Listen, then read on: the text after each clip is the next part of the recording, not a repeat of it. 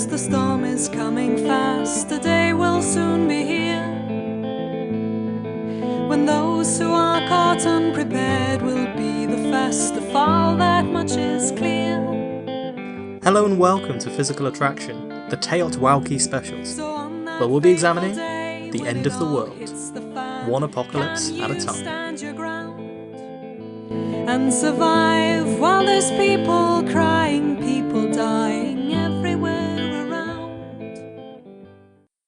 Hello and welcome to this Teot Wauki special of Physical Attraction. Today I have a very special guest on the show. Martin Pfieffer is a PhD student at the University of New Mexico. On July 16th, 1945, the world's first atomic bomb, part of the Manhattan Project, was detonated in the desert nearby. The explosion was codenamed Trinity. You can visit the site of this first nuclear explosion today. Robert Oppenheimer, one of the scientists involved in the project, famously could not erase from his mind when he saw that mushroom cloud go up a quotation from Hindu scripture, "I am become death, destroyer of worlds." The test, appropriately enough, was conducted in a desert called the Giordano del Muerto, which roughly translates as the Journey of the Dead Man. Martin Pfieffer is an anthropologist who studies how we construct and circulate beliefs and values about nuclear weapons. You can find him on Twitter at nuclearanthro, and his WordPress blog is at deusexatomica.wordpress.com, where you can find all manner of articles about nuclear weapons in the modern era, most recently a very interesting one about North Korea. I interviewed him about the modern-day threat from nuclear weapons. We discuss all manner of things from historical nuclear accidents and errors, right up until how nuclear weapons could be used in the modern age. I don't want to spoil it too much, but if you think, for example, that there's a very complicated and airtight procedure governing how nuclear weapons might get deployed, you may be in for a rude awakening. There are one or two incidents of bad language in the interview, but as I'm sure Martin would agree, it's better to drop F-bombs than H-bombs. I hope you enjoy it. So, Martin, thanks very much for coming on the show. Thank you for having me. Pleasure. So, we've got a few questions to talk about here, and the main topic of our conversation is going to be the end of the world in thermonuclear fire, so hopefully we'll be able to keep it light. So I guess the first question I wanted to ask is, how did you first become interested in global thermonuclear war? I am not actually very sure. So particularly as I've progressed kind of in my studies, this question has been coming up a lot. And at the moment I'm taking, for instance, a narrative life history class where we've talked about how in our society there is a particular desire for kind of this coherent explanation for why we chose the jobs we did or our research topics that we did. But I really don't have a particular moment that was especially traumatic or horrifying after which I said, this is it. This is what I want to study. I was born in '82. One of my first big memories is the Berlin Wall coming down. I grew up in the '90s. You know, it wasn't during the height of the Cold War when Reagan was in and we were all, by the time I can remember at least, a lot of that fear of imminent death had really kind of faded into the background. So in some sense, I can't help but think that like the lack of a particularly traumatic moment as a child with nuclear risk kind of allowed me to have that headspace of like, okay, this is something worth studying. With that said, my dad worked in nuclear power most of my childhood that I can remember, and certainly nuclear weapons have been something that I've been aware of. But I can't really point to any one moment and say, this is it. This is why. Okay, that's fair enough. I mean, not every academic story has to begin with someone seeing a mushroom cloud above Hiroshima or some test site in New Mexico and saying, my God, I am become death, destroyer of worlds. Yeah. It's interesting that you bring up the fact that, you grew up in the 90s and I grew up slightly later than that. And so neither of us have actually been in the Cold War era when you really felt the threat of nuclear war being completely imminent. That's not our lived experience. But since the Cold War's ended, and until fairly recently with North Korean crisis in the last few years, I feel like the threat of global thermonuclear war has receded in the public consciousness. But I'm doing this series of shows about possible ends of the world, and I've gone 10 earthquakes, 9 supervolcanoes, 8 things from outer space, and I still wanted to put nuclear weapons at number 1 because I still think it's the biggest threat to us. So do you think that maybe because the Cold War has finished, there's a lack of vigilance and we're at greater risk? Quantifying nuclear risk is extremely difficult. Yes. And especially in terms of any sort of way that isn't just pulling numbers out of my ass. That said, I would mark the high point, or one of the high points, is the 62 Cuban Missile Crisis, right? Where there were several ways that we actually almost did end up getting into, a global nuclear conflict. For instance, the United States, starting on the 30th, we're running we're basically running through the command and control and exercising our nuclear weapon system. U.S. Stratcom is doing a set of exercises. In 1983, with Able Archer 83, the Soviets were in the grip of a war fear. They were worried that the United States was going to nuke them first. The Reagan administration had done a series of very provocative intelligence gathering and psychological operations, like penetrating Russian airspace with bombers and stuff. And we haven't been doing that. Not to Russia, at least. Now, North Korea is a different situation a little bit, but I don't think that we're quite back to 1983 yet, but I do agree and would certainly say that, for a lot of people, this lived experience of nuclear risk in this moment, with North Korea becoming a visible nuclear weapons state, part of the reaction against it is that we got out of it for a while. And it's really uncomfortable to start to realize or to remember, oh yeah, everything I love can kind of be ended in an hour by just a couple people. Yeah, absolutely. And I think you're right to say that people are re-realizing this with the emergence of a new threat. But of course, the old threat never really went away. And you mentioned two major incidents there, which was in the 62 Cuban Missile Crisis and then in 1983, when there were tensions over Able Archer and so on. And we talk about this a little bit in some of the shows, but I think both of those are marked by actually the closest we came to nuclear war were two incidents that happened almost completely by accident. You had the Vasily Arkhipov incident, with the submarine, and the Petrov incident where there was a false alarm on the defense system. So, I mean, would you like to talk about those and sort of anything that you know about those? Because I know a little bit, but not as much as an expert would. I'm far from an expert. Anytime I read about the Cuban Missile Crisis, I get the shit myself terrifying cold chill, because there were just a whole range of ways in which that almost got out of control, and it was arguably thanks to Khrushchev and Kennedy's very strong and very explicit realization that there was a significant risk of accidental or unintended escalation, and their realization of the consequences of that we managed to avoid it. Now, as you point out, the situation on the ground is almost where it got decided, right? So you had as you noted, the torpedo incident where the Soviet boats, which weren't supposed to be operating in those waters, and the conditions on them were terrible with heat and ventilation and such, kind of decided, screw it. We could already be at war. They're dropping depth charges on us. Arm the nuclear torpedo, right? Difficult to see any, right? If a U.S. carrier group or whatever just vanished in a mushroom cloud thanks to a Soviet nuclear torpedo, it's difficult not to see how that wouldn't escalate pretty rapidly. Similarly, if the United States had invaded Cuba, they already had free rockets on the ground there, right? There are tactical nuclear weapons, or so-called tactical nuclear weapons, on Cuba. There was the U-2 that got lost over Soviet airspace, and we scrambled nuclear air-to-air missile-armed tactical air command fighters to escort it back. So, like I said, the Cuban Missile Crisis is just terrifying to me.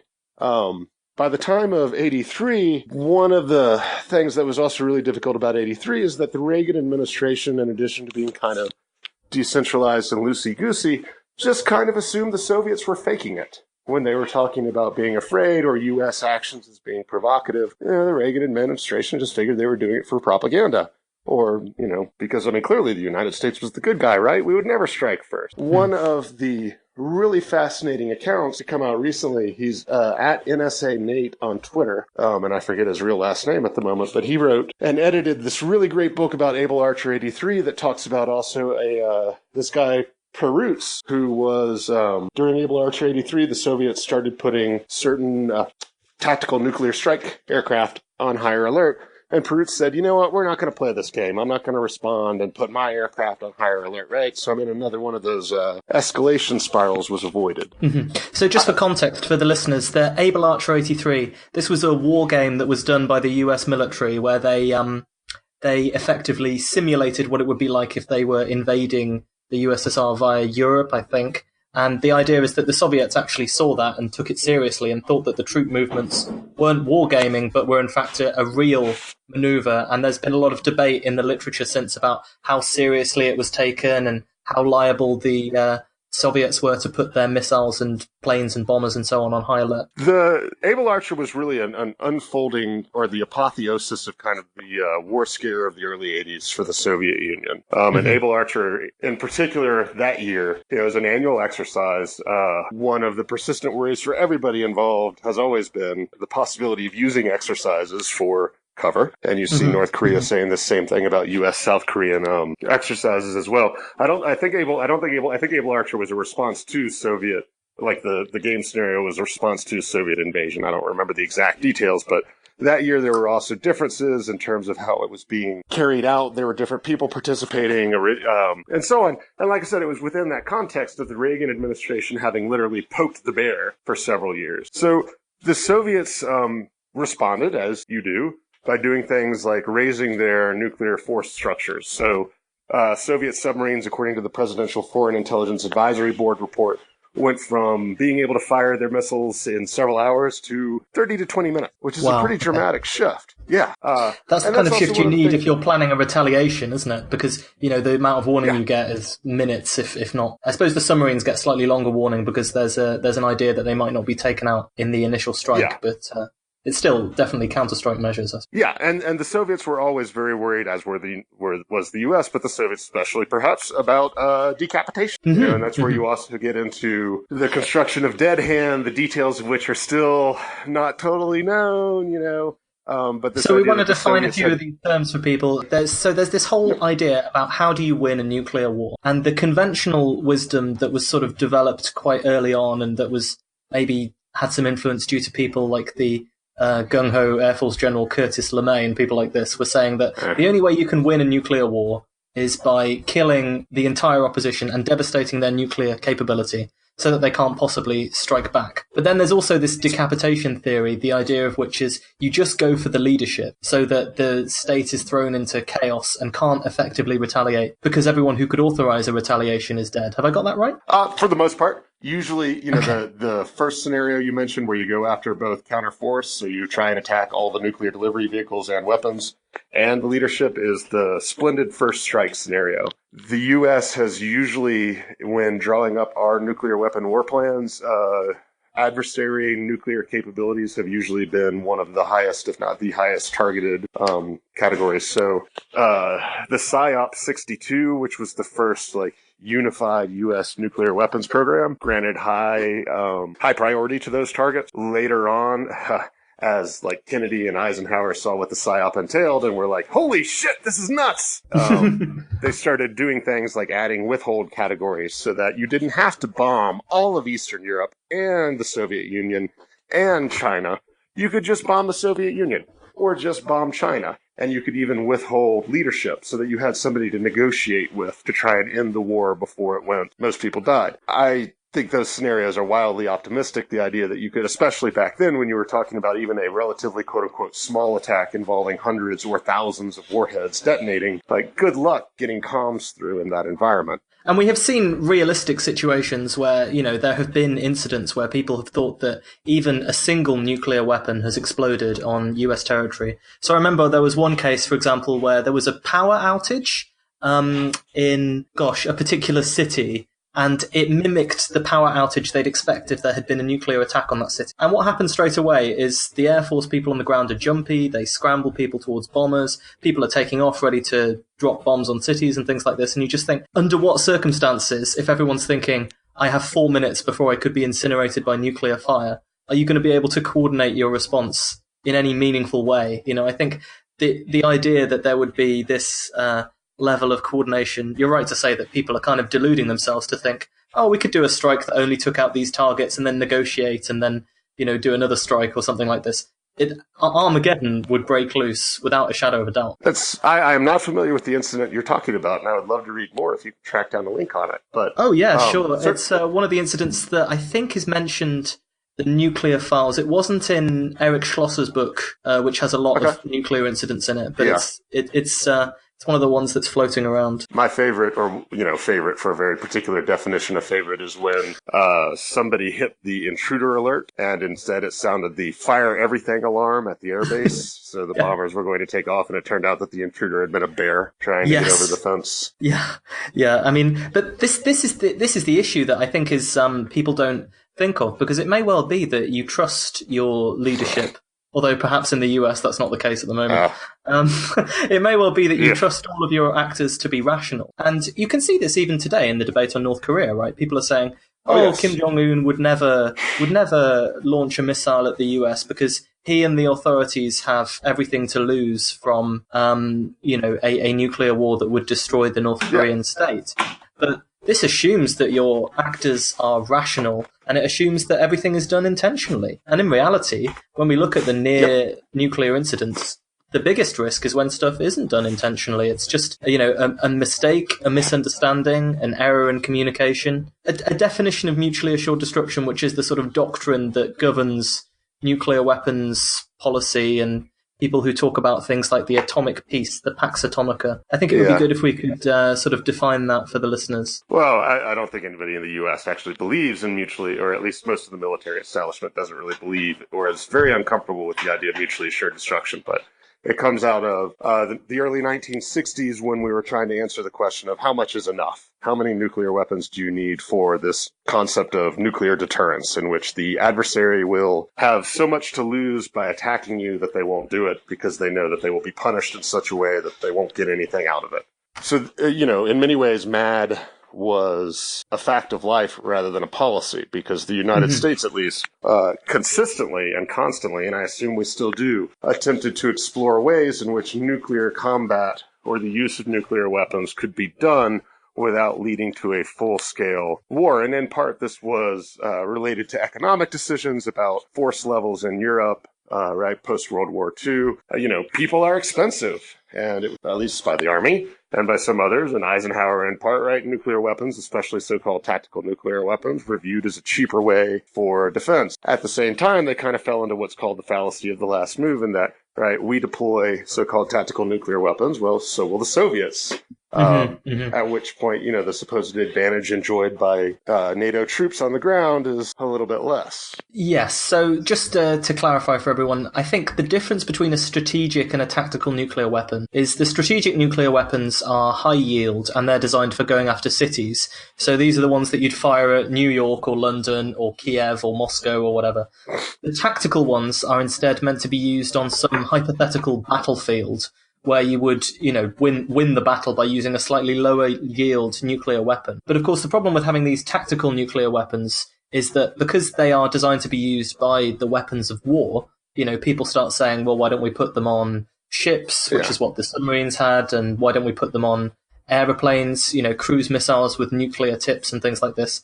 And I think the concern is that, artillery even. Is that a thing? Yep, it was. Up until the late 80s, we had all of our 8-inch and 155mm howitzers were all dual capable. Wow. I mean, but obviously there's so many issues with this as a concept, because we have this strong suspicion that any nuclear conflict, any conflict where nuclear weapons are used, instantly crosses this psychological threshold where it becomes acceptable for the other side to retaliate with nuclear weapons. And so I think you'd probably be skeptical of the idea that you could deploy a tactical nuke on a battlefield to end a battle and not have that escalate into something much worse. Yeah, and I would even challenge the definition or the between the idea of tactical and strategic has always been kind of incoherent and fuzzy.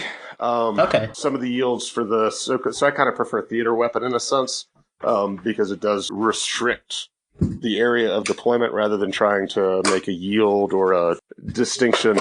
I would argue that any use of nuclear weapons, especially at this point, but certainly during the Cold War, also would have been strategic, right? There's no tactical way to break that so-called conventional nuclear firebreak. In a sense, right, what does it matter how the target is destroyed? So we can also see some of these debates, particularly with some of the very low-yield nuclear devices deployed by the United States, like the Davy Crockett, which was about the same TNT equivalent as the current Moab, the so-called mother of all bombs. Right, which is the highest US conventional weapon that was famously recently dropped on Afghanistan, and then I believe again somewhere else, right? Afghanistan, yes, and I think the Russians might have one slightly bigger or somewhat bigger. But yeah, it's essentially the same size as the smallest yield nuclear device the U.S. deployed.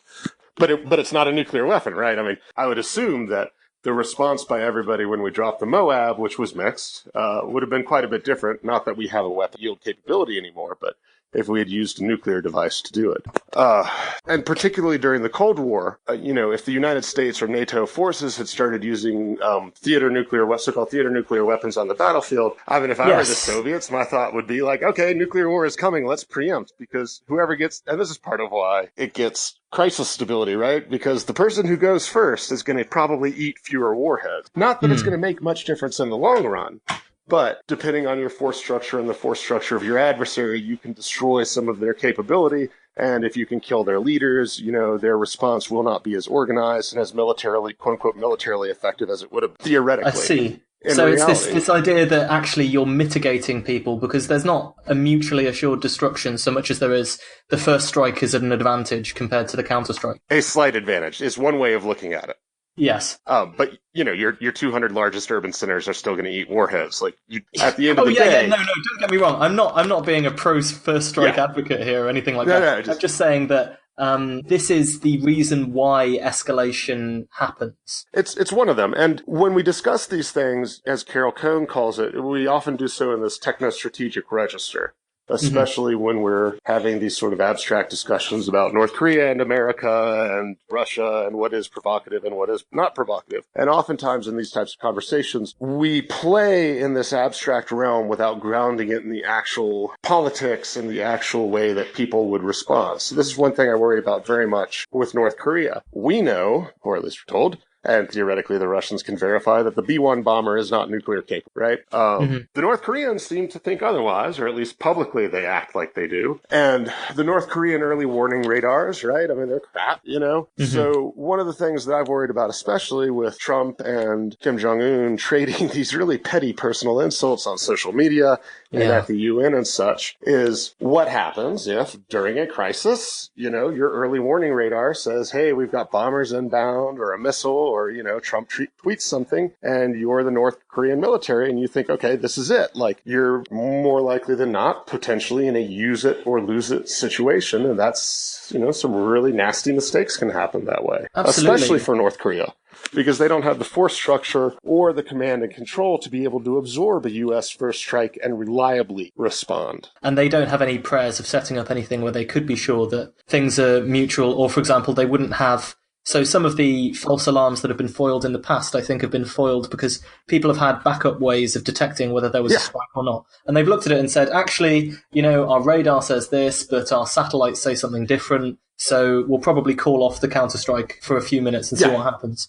But that can't happen with North Korea. Yes. And from their perspective, I would imagine, right, the United States is a hell of an adversary. And from their perspective, I would argue one of the first goals is making sure the United States believes that it cannot carry out a splendid first strike and get away without eating a nuke. Yes, absolutely. Otherwise, their deterrent isn't credible. Yeah, and currently, the way our quote-unquote administration talks, I don't know that they believe that. But there are many also, even besides the United States, continental United States eating a warhead, though, I mean, there are many reasons why a strike against North Korea is a terrible idea, not least of which are the hundreds of thousands or millions of people who would die in a conventional war. And this is why one of the big reasons we didn't go in the 90s, right? I mean, the addition of a nuclear capability to North Korea is worrisome and distressing and not great. Yes. From but it doesn't my change perspective, the fact that there's all these conventional artillery pointed at Seoul, potentially capacity to strike somewhere like Tokyo now, they're saying, with nuclear weapons.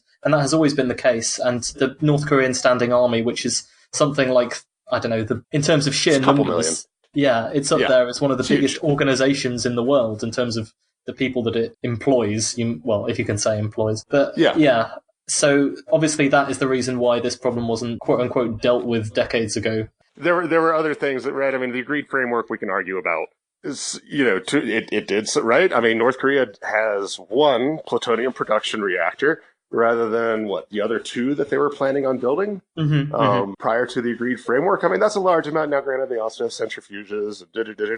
I mean, pulling out of that at the very least was one of those branch moments where it's like, okay, had we not, at least there's the possibility, or a stronger possibility, we'd be in a different place right now. Sure. I guess I just meant to say that that's the reason why the regime wasn't toppled back in the 1990s, as a lot of, right-wing talking heads are talking about being such a slam dunk, which I think is a very disingenuous opinion to have. None of them nobody has in any manner suggested to me a way in which we could start a war with North Korea and China's not going to get involved. Like we did this in the 50s. Well, they invaded, but right, I mean, in the 50s, China is not going to be down at this point, I would argue, for a unified Western-friendly Korea on their border. No. And, right, I mean, a nuclear war with North Korea would be terrible and awful, and a lot of people would die. And it's absolutely nothing compared to what would happen with a nuclear war with China. Well, that is sort of world-ending scale that would very quickly evolve into. Yeah. As opposed to just a standard regional ending scale where only a few tens of millions of people die, which is basically fine in these wargame scenarios. So I think this is the problem that you're saying, is this idea that people get so caught up in abstract military planning and being like the whopper computer out of war games and so on, and imagining what might happen if such and such an amount of missiles were fired in such and such a direction. And it always reminds me of there's that quote about the naval officer who had an idea of how to prevent nuclear war from happening, that the nuclear code should be implanted into the heart of a volunteer, so that if the president ever wanted to strike or counter-strike, he'd have to stab the volunteer and physically engage in an act of violence. And there wouldn't be this psychological distance between the abstract discussion of nuclear war, which is kind of what we're having here, an abstract discussion of nuclear war, and the sort of horrendous violence and terror on the ground, which we can find out. I mean, in my episodes, I quote some survivors of Hiroshima and Nagasaki just to get that point across. Bearing that in mind, the idea that these abstract discussions are so removed from the horrors of what this would actually entail, how do you think we can get the psychological impact of this across to people better and move out of this abstract realm of discussion? Well, I think that certainly the international campaign to abolish nuclear weapons, which just got the Nobel Peace Prize, right? The ban treaty, has done tremendous work in trying to make clear to people the humanitarian consequences of nuclear weapon use. That even a single nuclear weapon on a single city would be a humanitarian disaster that rapidly would approach, beyond our limits to imagine. I mean, multiple warheads on multiple cities is just, it would be unmanageable by any realistic definition of that term. And this is a long-standing problem that goes back, I'm most familiar with its state instantiation in United States civil defense discourse, where the problem was, okay, how do we produce a sense of productive anxiety rather than a sense of paralyzing terror or, blasé unconcern? Because the idea for the U.S. government was to get the American population to do civil defense themselves. And honestly, it's a really rough job and really tough. In part because no single message and no single education or informational campaign or whatever is going to be interpreted, taken up, and acted on in the same way by other people. And as I have experienced, or as I have learned more experientially myself over the last year, the coping resources or degree that people are able to engage with this topic varies wild by person, It's a really, and this is one reason I would argue many people didn't build fallout shelters in America. Being daily reminded that your entire world can end like that is really stressful. So I guess what you're saying is, in terms of the psychological response, there's just this tendency for people to go either, this is so apocalyptic, I can't conceive of it, and so I will just ignore it as if it's not going to happen, because there is no thinking about a world after a nuclear war. There is no reason to think about that. People just view it as, I guess, beyond the realms of comprehension and switch off emotionally and psychologically when you discuss it. When you say you've seen this range of response from people, do you want to talk about your experiences talking to people about nuclear weapons and the threat today and the threat in the past, and what sort of range of reactions you get from people. I think that'd be really interesting. Yeah, I mean, I think that there is an absolute tendency for people to engage in avoidance behavior when discussing the apocalypse, for nuclear apocalypse, and climate change, too, to be honest, because they are massive issues that we as individuals do not feel a large amount of control of, right? And especially with nuclear weapons, it's a very rarefied discourse and register. And yet at the same time in 1983, 1 million people showed up in New York City to call for a nuclear freeze. I don't know how we get back to that, but I think that that's what we need, right? Large-scale public demonstration and commitment to reducing the risk of nuclear weapons being used. Like I said, I'm not quite sure how we get to that, but I think that now more than ever, it is especially important since the end of the Cold War. And I think this episode with North Korea could be, if we don't just forget it as the next thing comes along, could be very useful for reminding people these things exist. We still live in a world where there's a nuclear doomsday machine and something needs to be done about it. So when you talk to them about nuclear weapons, what's the sort of range of reactions that you get? I mean, it's not a representative sample. And actually, but again, it varies greatly from, and we can also see this in the sorts of public discourses around this idea that like Mattis or Kelly will be able to stop a nuclear launch if Trump orders one, right? Or this very widespread folk belief that presidential use of nuclear weapons requires the Joint Chiefs or Congress or the Secretary of Defense to sign off on it. We are in my experience, we are very uncomfortable in the United States with admitting that the president has pretty impressively broad authority to use nuclear weapons as he or she sees fit, as they see fit. Part of that is because, again, in this very particular moment, Donald Trump has nuclear launch authority. And part of it is also that it's deeply and profoundly undemocratic to give the president of the United States that sort of ability with virtually no checks and balances. And it goes against your constitution as well. Sorry for interjecting with all of that. There's this idea that the war powers should be Congress's responsibility, but Congress hasn't voted for a war since 1941, I suppose. And everything is done by the executive branch and approved by Congress afterwards. And the argument people use to get around that is they say, Congress has the power of the purse, which means that if Congress didn't like a war, they could defund the army, which is one of the most disingenuous political arguments I think I've ever heard. The idea that Congress would ever vote to defund the army in America, people are going to vote to defund the troops while they're out there in the fields? Give me a break. So war is now an executive power in the United States. But I think it's interesting you talk about the folk beliefs around, Donald Trump orders a nuclear strike on CNN headquarters and Mattis hits him with a wrench so he can't do it. I mean, but what you're saying is that effectively there is no need for any additional authorization aside from the commander-in-chief. How much do we know about that, the power structure? Is it just the case that because it's never been done, we don't really know how it would go down if it happened? Or is it the case that it's just so top secret that people aren't really aware and misinformation is intentionally propagated to the public about it? How much do we know about the procedure? I mean, first off, I think that if Trump were to try and order domestic use of nuclear weapons, that would probably not happen. That's a slight exaggeration. Keyword being probably. But otherwise, right, I mean, he's followed by the guy with the briefcase, the president's emergency satchel, the nuclear football. If Trump wakes up tomorrow and orders up a well done on North Korea and a medium rare on China, it's going to happen, I would argue. So my understanding of the process is essentially the president turns to the duty officer and says, okay, I want to use nukes. And they open up the little big black briefcase and they select an option.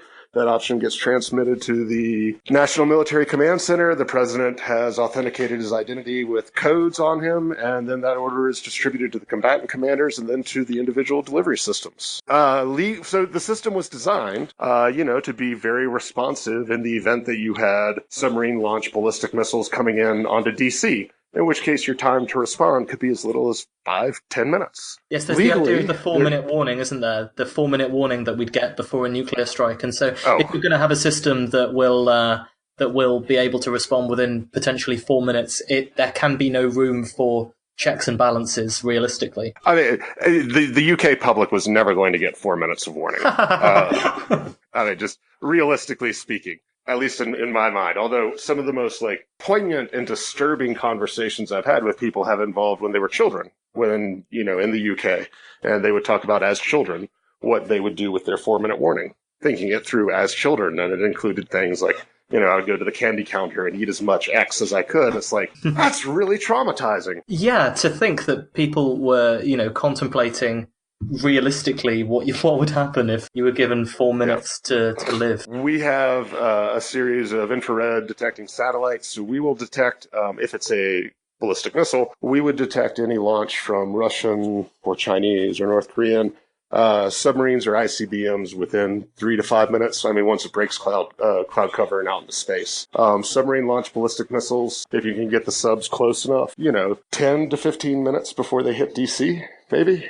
The timelines are incredibly short. Sorry, we've seen crisis situations unfold that have actually led us perhaps to believe that things don't operate as smoothly as they do in the ideal nuclear response handbook, right? 4 minutes. If your timeline is 4 minutes, one person being on their phone or something when they should be looking at the screen is enough to make the difference. Yeah, and that's part of why U.S. keeps certain forces on such high alert, part of why there was such communicative redundancy. It was part of what was used to justify the large numbers of delivery systems, and it continues to be.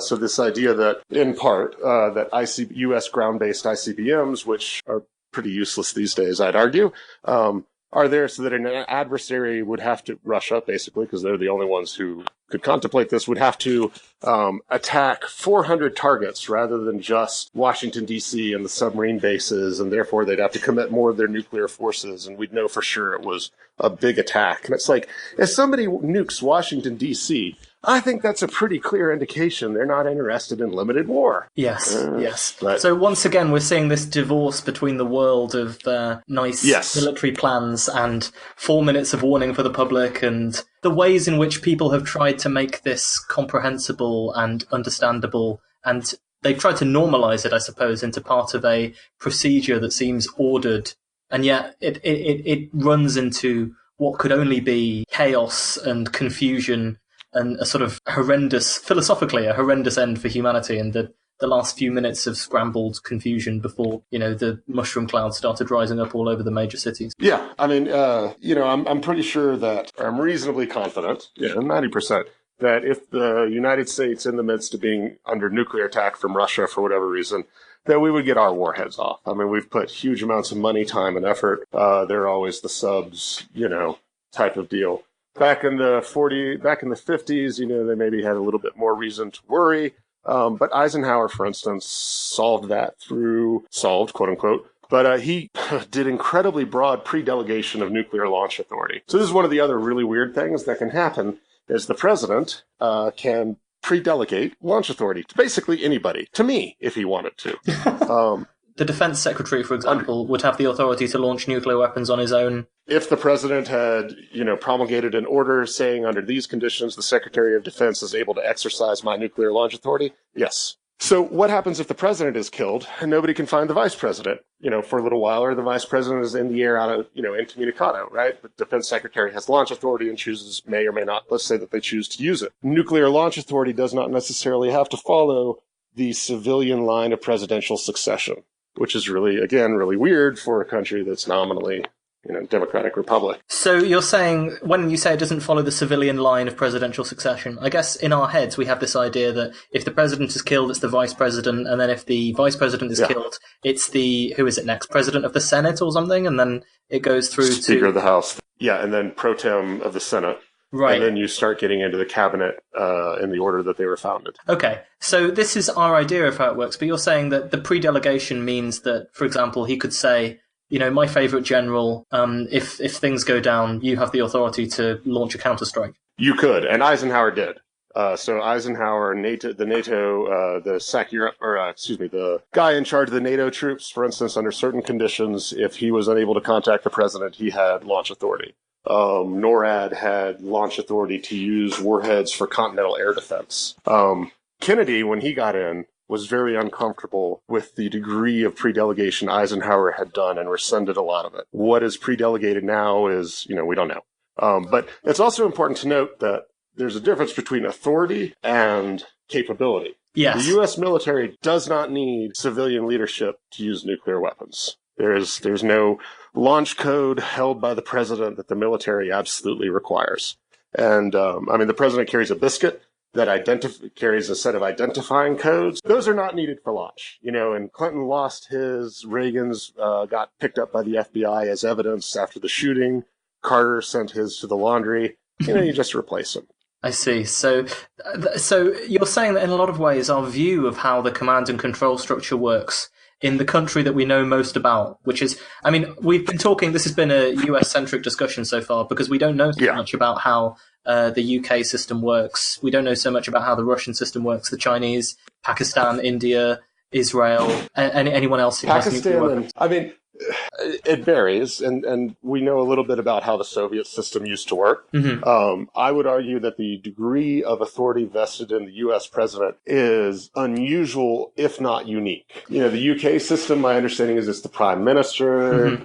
I don't know. I don't deal with that politics. But I know that, like with Pakistan, for instance, right, you have to get whatever, if you're the civilian chief president and you don't have the army chief on your side to use nukes, you're not going to get to use nukes. Mm-hmm. India, for instance, has like a 3-person or a multi-person national command authority. China doesn't, at least until recently, maybe they do now, but China, for instance, historically hasn't kept weapons mated to delivery vehicles, right? Which also imposes a time delay on if whoever's in charge at the moment says, you know what, I want to use nukes. During the Soviet era, it appears that the premier didn't have the sort of power that like the president does now. So the premier would have to get the chief of rocket forces on board and probably the chief of defense too, So again, my argument would be that the U.S. system is a little concentrated and historically aberration in that manner. Okay, that's very interesting. In that sense. Because you would have thought that actually, in some ways, I guess I had at the back of my mind, in some ways, a greater threat of an accident or else some anomalous launch of nuclear missiles, say by a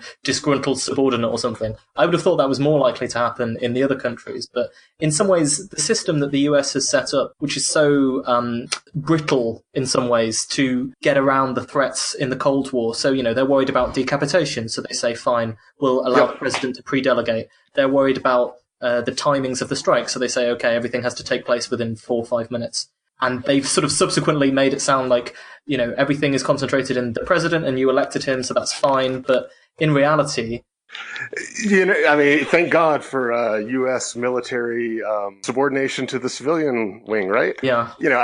I'm not worried that a combatant commander is going to say, all right, let's just go ahead and launch this, Mm-hmm. At this point, I'm much more worried about the person vested legally with nuclear launch authority making a really silly decision based off of ignorance and impetuousness and a lack of understanding and a lack of caring about the consequences. For instance, he's pretty devoid of empathy. Sorry, you were going to say. Yeah. No, you're absolutely right. And so to go back to your comment about rationality, what we mean by rationality in conversations about nuclear deterrence is not what we generally mean by rationality, in this kind of common sense perspective. For nuclear deterrence, right, rationality just requires that you be able to engage in some form of cost-benefit analysis of certain actions and their consequences. But what happens when you have a person in power whose cost-benefit calculus is centered not on the preservation of the state and regime, but on their personal fulfillment and ego, right? What happens when you elect somebody who would rather flip the checkerboard than lose a game? So if we go back to the Cuban Missile Crisis, right after you had Kennedy make that comment about, you know what, you should always leave your adversary an honorable way out. Like, never put them in a position where their only choice is humiliation or nuclear war, because they might choose the nuclear war. And similarly, when you mentioned the issue of unitary decision-making in a government, that's another assumption in nuclear deterrence that's just not tenable, right? Kim Jong-un has a wide range of internal pressures on his regime. And this is one of the things I worry about with the name-calling and the speech at the UN, right? Kim feels as though there are certain image and things that he has to do to retain his leadership position, right? Name-calling and taunting him is not a great way to, get him to show restraint. Well, at that point, the gods of technology saw fit to end the discussion slightly prematurely, just when we were really getting into the joys of nuclear war. But I wanted to finish off by quoting something that Martin often says. In fact, it's how he signs off on Twitter every night. His Twitter is @NuclearAnthro, by the way, and it's in the title of this show, so you really have no excuse for forgetting. That quote is, "We built them, we can take them apart." If you think that nuclear weapons are an existential risk to humanity, you're correct. But there are things we can do to mitigate this risk. Having fewer systems on high hair-trigger alert, keeping the issue in the public consciousness, even just an acknowledgement, a contemplation of what nuclear war would really be like and how dangerously close we are to it, that would be an improvement on the situation at the moment. I think as an existential threat, nuclear war suffers from the Y2K bug problem. People were concerned about that for decades, and we managed to avoid it by the skin of our teeth. And so people assumed that the original concerns were unfounded.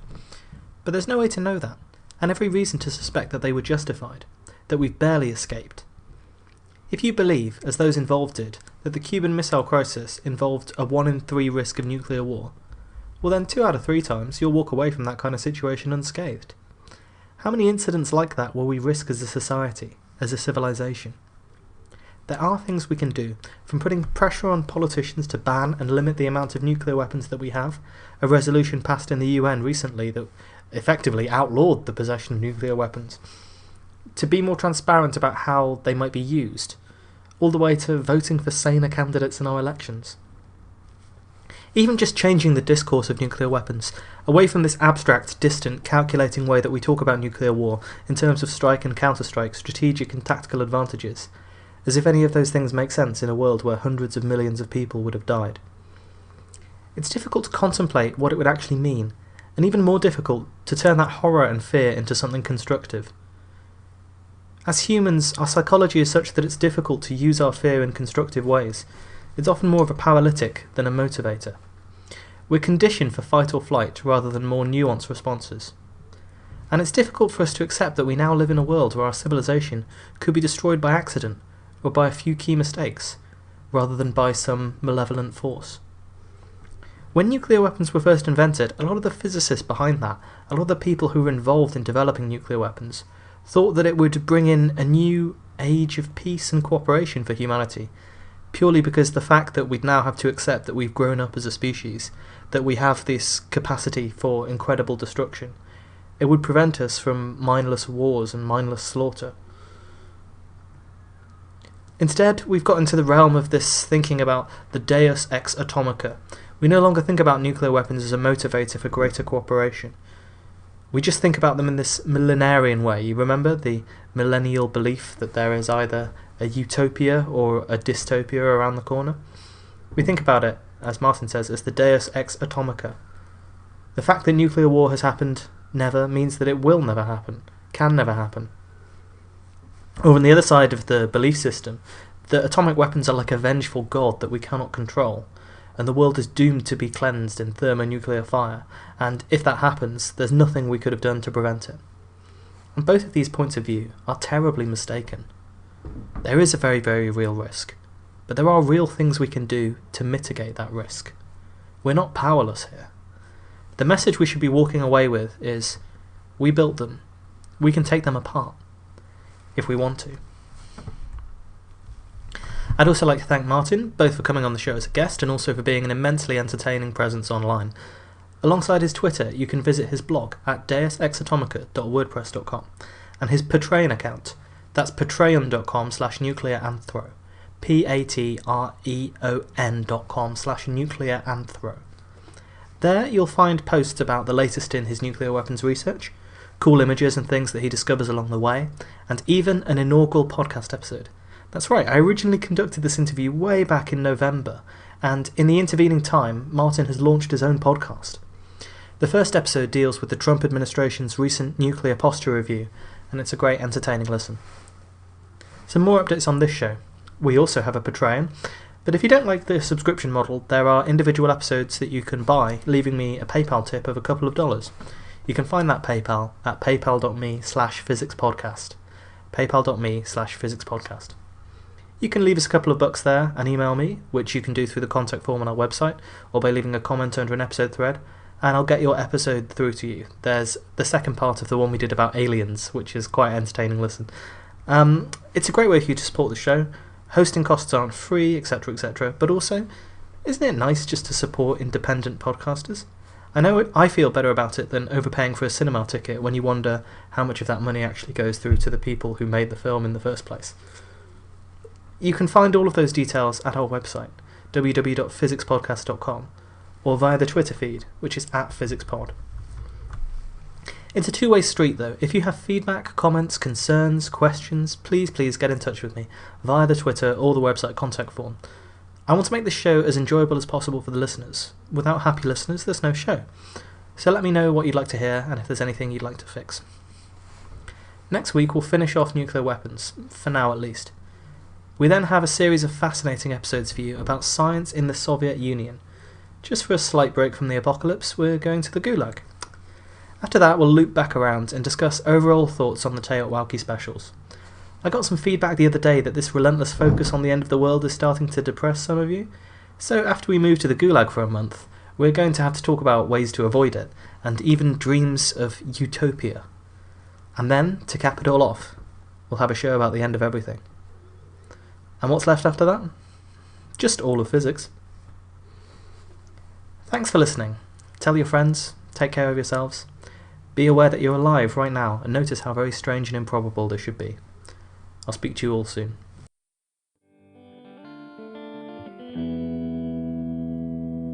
You better make some preparations, there's no time for hesitations. Compile a list of tips. Our theme music is Get Ready for the Apocalypse by Astrometrics. To get ready.